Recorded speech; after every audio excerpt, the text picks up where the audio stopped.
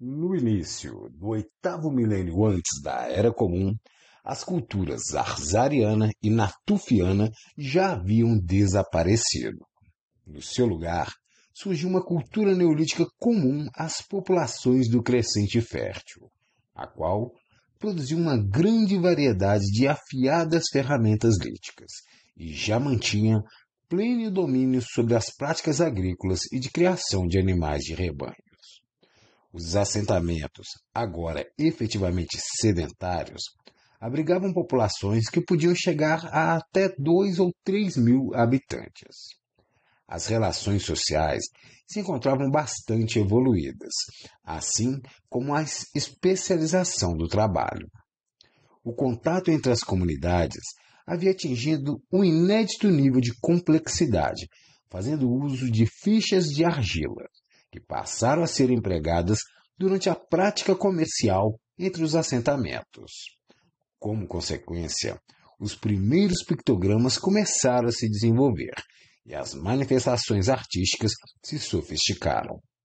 Em meados do oitavo milênio AEC, a cultura neolítica pré-cerâmica já contava com um amplo domínio sobre as práticas de olaria, as quais evoluíram até o ponto em que, em algum momento um pouco antes de 7500 AEC, teve início a produção de objetos de cerâmica.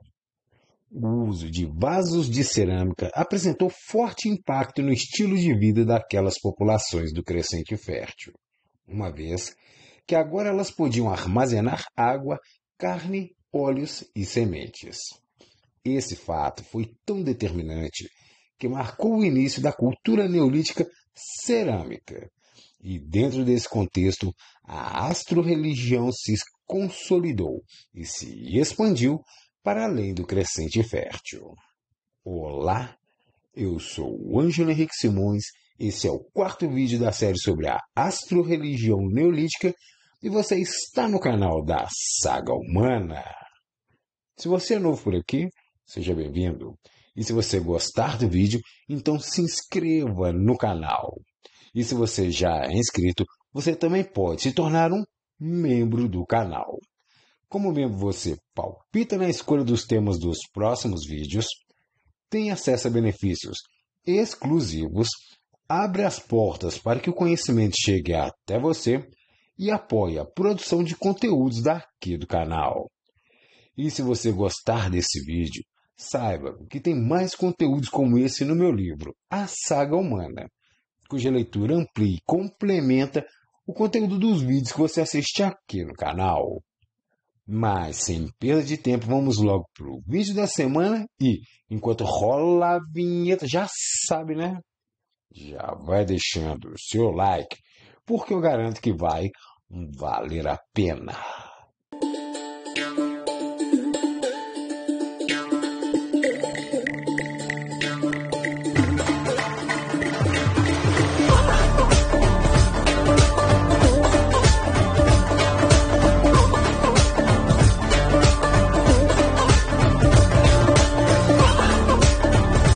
As populações do Crescente Fértil no período Neolítico Cerâmico. No início do período Neolítico Cerâmico, os assentamentos do Crescente Fértil experimentavam formas cada vez mais complexas de organização social.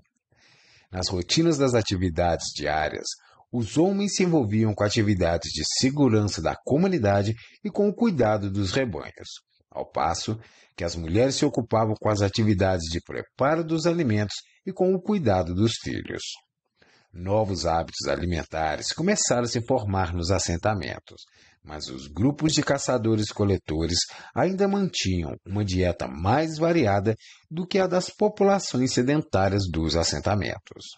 Nas aldeias, com tantas responsabilidades acumuladas, a dieta das populações se limitava às opções que a aldeia produzia.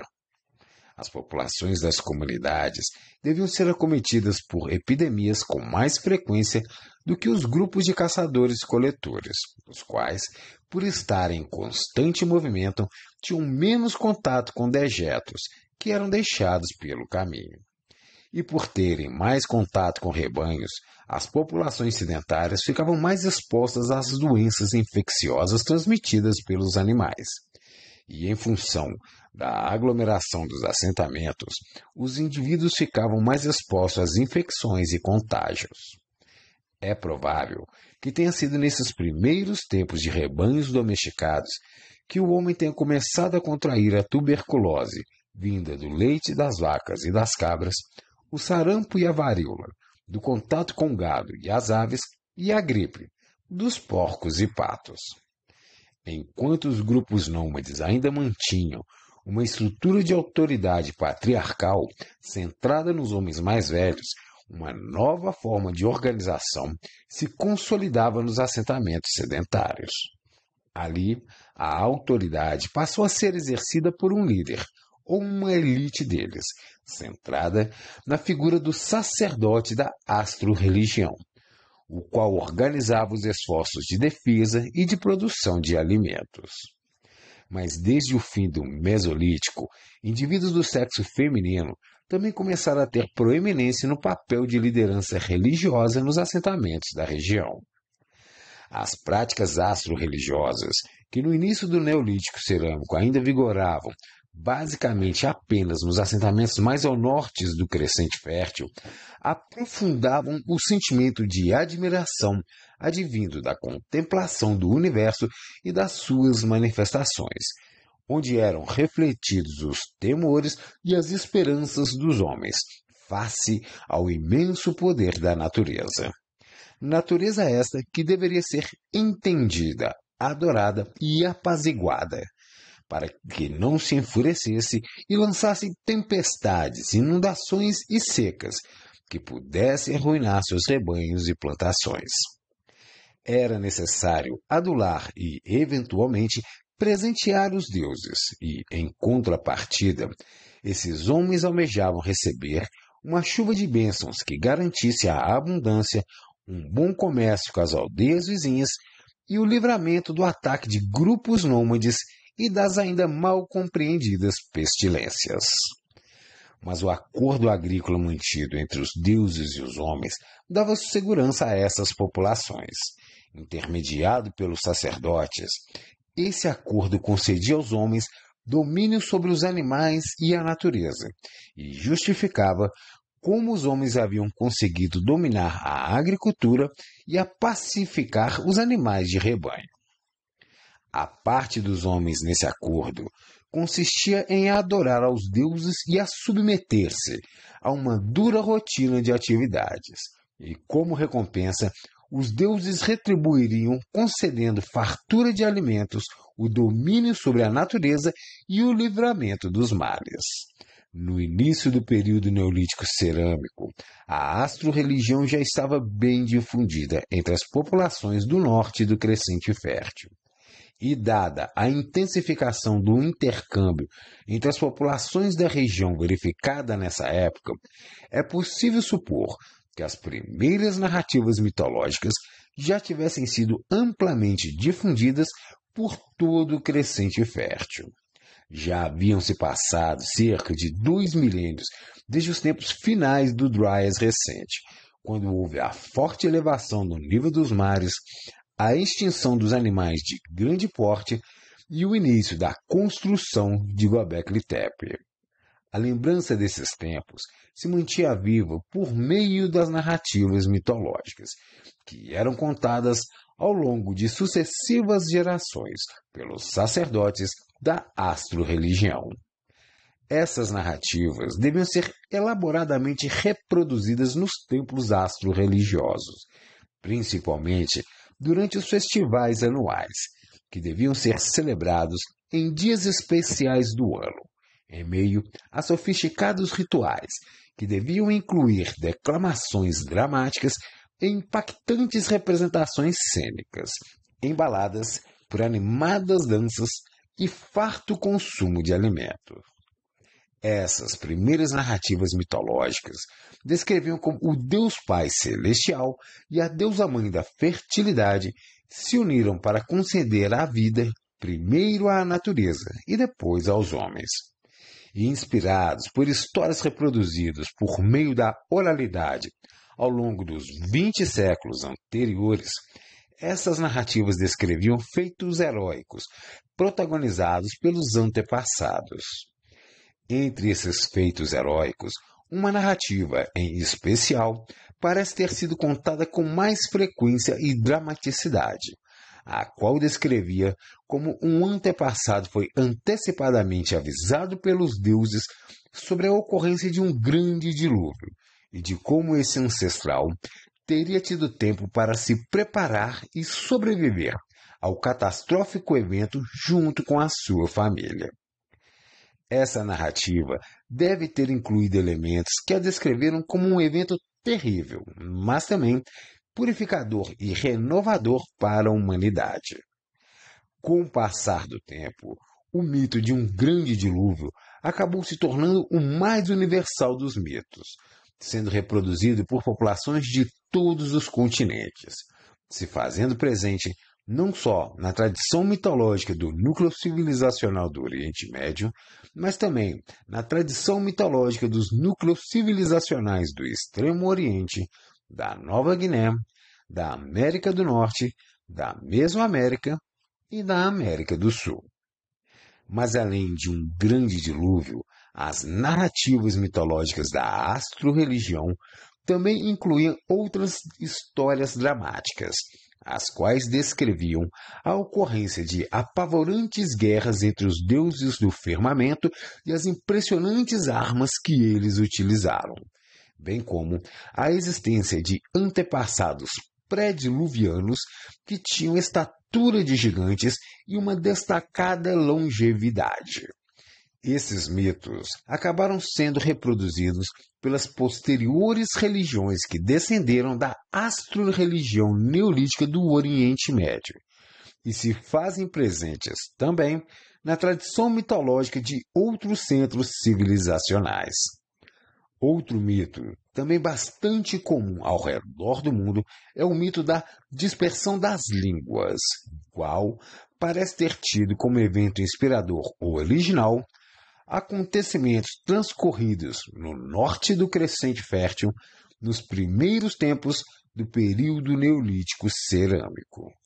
A dispersão da astro-religião. Por volta de 7500 AEC, na mesma época em que a cerâmica começou a ser produzida nas regiões mais ao norte do Crescente Fértil, as chuvas de bênçãos dos deuses começaram a tornar-se cada vez mais escassas. Nessa época, alterações climáticas de alcance global começaram a se intensificar no Oriente Médio. O nível dos mares sofreu uma nova elevação, com alguns lugares tendo alcançado picos de até 40 metros. No norte da África, o deserto do Saara começou a se formar, numa região até então toda dominada por uma verdejante área de savanas. E em grande parte do Crescente Fértil, as condições para a manutenção da atividade agrícola e de criação de animais se deterioraram ao longo de umas poucas gerações. Os velhos deuses já não atendiam mais aos apelos dos homens, e dentro desse contexto, os sacerdotes tiveram ideias mais ousadas e começaram a oferecer sacrifícios de animais na tentativa de que as bênçãos divinas voltassem a ser atraídas. Mas mesmo assim, as súplicas dos homens não foram ouvidas, e ao longo da segunda metade do 8º milênio AEC, as populações neolíticas da região, falantes do Nostrático, começaram a se dispersar, empreendendo uma intensa migração que seguiu para 3 regiões distintas: o Oeste, o Leste e o Sul. Como consequência, a língua nostrática começou a se desmembrar por volta desse ponto da nossa pré-história. Essa migração aconteceu ao longo de sucessivas gerações humanas, e por meio dela, as populações neolíticas do norte do Crescente Fértil, que estavam na vanguarda material de todo o mundo, avançaram para longínquas regiões, até então habitados por grupos nômades de caçadores-coletores. Por volta de 7000 AEC, grupo de fazendeiros neolíticos descendentes dos migrantes saídos do norte do Crescente Fértil 5 séculos antes começaram a chegar na Europa, no Vale do Nilo e no Vale do Indo. Na Europa, os descendentes desses migrantes dariam origem à civilização do Vale do Danúbio, às populações arianas das estepes e, mais tarde, também à civilização greco-romana, aos celtas e aos nórdicos, entre outros povos. Na Europa, a antiga língua nostrática seria substituída pelas línguas indo-europeias. Ao sul, os descendentes das populações migrantes do Crescente Fértil se envolveriam com o surgimento da civilização egípcia e das populações semitas na Península Arábica. Nessas regiões, a antiga língua nostrática daria origem às línguas afroasiáticas, as quais mais tarde se desmembrariam entre as línguas egípcias e semíticas, além das línguas cuxíticas e berberes. E a leste, os descendentes desses grupos migratórios fariam florescer a civilização arapa, onde a língua nostrática daria origem à língua dravítica.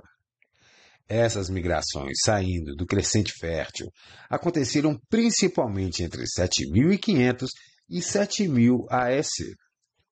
E como se estivessem assinalando o melancólico encerramento de um ciclo, os habitantes do norte do Crescente Fértil acabaram soterrando Göbekli Tepe por volta de 7000 AEC. Ao que parece, Karahan-Tepe também foi deliberadamente soterrado, talvez indicando algum tipo de rompimento entre aquelas populações e os velhos deuses. Ninguém sabe ao certo o motivo que levou ao abandono desses antigos templos astro-religiosos, embora alguns pesquisadores suspeitem que, quando essas estruturas megalíticas deixaram de funcionar como marcadores de um grande relógio celeste em função da precessão dos equinócios, elas teriam perdido a utilidade e, por esse motivo, teriam sido cuidadosamente enterradas. Mas, qualquer que tenha sido o caso, o fato é que, assim como na posterior narrativa bíblica da Torre de Babel, escrita cerca de 6 milênios e meio mais tarde, o monumento religioso construído pelos homens foi apagado e sua língua dispersa.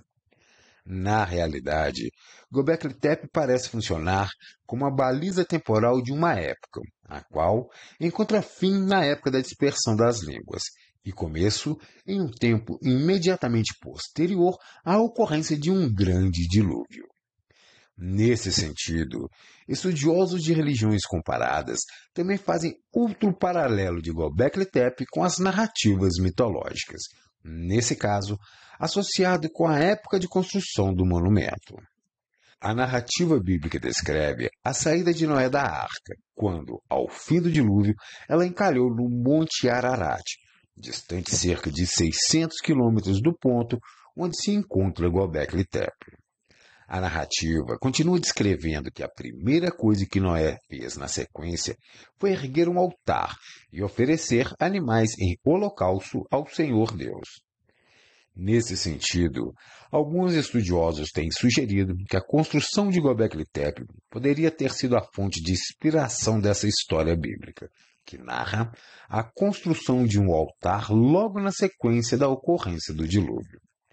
Essa hipótese se fortalece no fato de haver em Göbekli Tepe relevos esculpidos de animais que não fazem parte da fauna local, fato que parece fortalecer o paralelo mitológico de que Noé teria embarcado na sua arca animais de todo o mundo. E na sequência, a narrativa bíblica descreve como Noé tornou-se um lavrador de terras depois da construção do templo. A pesquisa científica demonstra que, de fato, a sequência dos eventos se deu primeiro com o fim do último período glacial, acompanhado por uma forte elevação dos mares, o subsequente início da construção de Göbekli Tepe e só então as práticas agrícolas e de criação de animais se difundiram pelo Crescente Fértil. Pesquisas nas áreas de linguística, arqueologia e de genética de populações indicam que até mesmo Stonehenge descende da astro-religião surgida em Göbekli Tepe. Cerca de 2.500 anos após grupos de agricultores neolíticos saírem do norte do Crescente Fértil, seus descendentes acabaram se firmando na Península Ibérica, onde as primeiras culturas megalíticas do continente europeu surgiram. Algumas gerações mais tarde, um grupo de seus descendentes deixou a região e se aventurou em direção às regiões mais ao norte, passando pela França até finalmente chegar nas terras onde hoje fica a Grã-Bretanha, em algum momento próximo a 4000 AEC. Esses agricultores neolíticos, recém-chegados ao sul da Grã-Bretanha, introduziram a tradição agrícola e de construção de monumentos de pedras na região, entre eles Stonehenge, que começou a ser erguido por volta de 3150 AEC.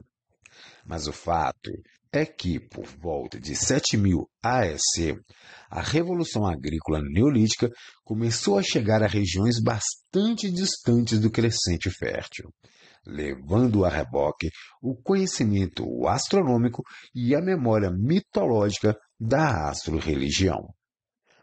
Com isso, a astro-religião começou a fincar raízes em regiões como o sul da bacia do Tigre-Eufrates, onde mais tarde floresceria a Suméria, no Vale do Danúbio e nas estepes da Eurásia, onde os arianos indo-europeus surgiriam, no Vale do Nilo, onde a civilização egípcia se formaria, e no Vale do Indo, onde a civilização arapiana floresceria na sequência da passagem do tempo. A transferência dos valores da astro-religião para as religiões politeístas. Em algumas das novas regiões alcançadas pela Revolução Agrícola, a civilização acabou brotando de maneira efetiva, nesse caso, acompanhada do surgimento de cidades urbanizadas, de um poder central baseado em um conjunto de leis, do surgimento da escrita, do desenvolvimento da arte e do conhecimento técnico-científico. Nesses lugares, os posteriores sistemas de escritas registrariam como as novas religiões politeístas, surgidas junto com a civilização, acabaram promovendo processos de sincretismo religioso onde se verifica a transformação dos antigos conceitos mitológicos, ao passo que os velhos deuses da geração anterior acabaram sendo substituídos por novas divindades. Dessa forma, surgiram novos panteões, povoados por um incontável número de divindades, que descendiam diretamente dos antigos deuses. Algumas das novas divindades que surgiram junto com as emergentes religiões politeístas acabaram herdando o antigo conteúdo mitológico e arquetipal dos velhos deuses, de forma que o conjunto de mudanças introduzidas por essas novas religiões encontrasse encaixe nas novas demandas apresentadas por essas nascentes civilizações. Ao longo do Calcolítico e da Idade do Bronze, a astro-religião sofreria os primeiros processos de sincretismo religioso, que é quando os elementos de uma religião anterior são repaginados e combinados com novos elementos, dando origem a uma nova religião.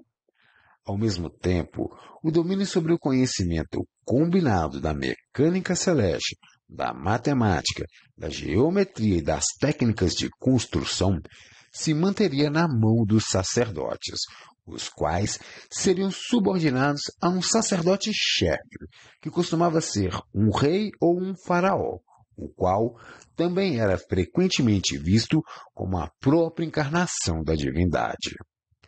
Essas novas religiões politeístas incorporariam inúmeras divindades, mas a transferência dos 12 valores arquetipais zodiacais se manteriam sempre associados às 12 divindades principais desses panteões, os quais eram compostos por uma genealogia familiar divina, integrada por pais e irmãos, filhos e consortes, primos e cunhados, sendo eles deuses associados a corpos celestes, a assuntos específicos, a diferentes cidades e aos valores arquetipais.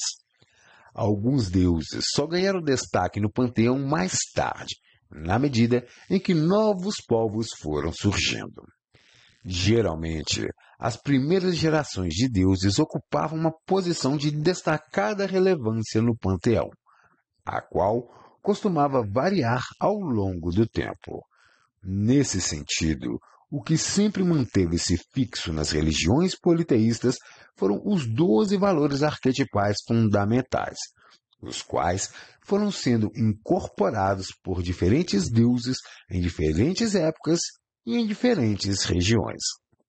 O papel de destaque das divindades se alternava frequentemente, na mesma medida em que os relacionamentos entre os povos que as adoravam se desenvolviam. Nesse sentido, as posições dos deuses dentro da hierarquia do panteão subiam ou desciam no ritmo dos negócios humanos, de forma que a ocorrência de guerras e de acordos entre os povos que seguiam cada um desses diferentes deuses poderia refletir em uma ascensão ou queda da respectiva divindade que adoravam. Da mesma forma, a ocorrência de secas, inundações e períodos de fartura que atingiu as populações também poderiam apresentar influência sobre a queda ou ascensão das respectivas divindades que eram adoradas. Mas isso é assunto para um outro vídeo. Então é isso, pessoal. Esse foi o vídeo da semana e o quarto da série sobre a astro-religião neolítica. Espero que tenham gostado. Obrigado pela sua companhia até aqui. Se você ainda não está inscrito aqui no canal, então se inscreva. E se já estiver inscrito, então torne-se membro. E se você gostou desse vídeo, lembre-se que tem mais conteúdos como esse no meu livro, A Saga Humana. Então é isso. Valeu, galera. Uma boa semana pra gente. Aquele abraço e até o próximo vídeo.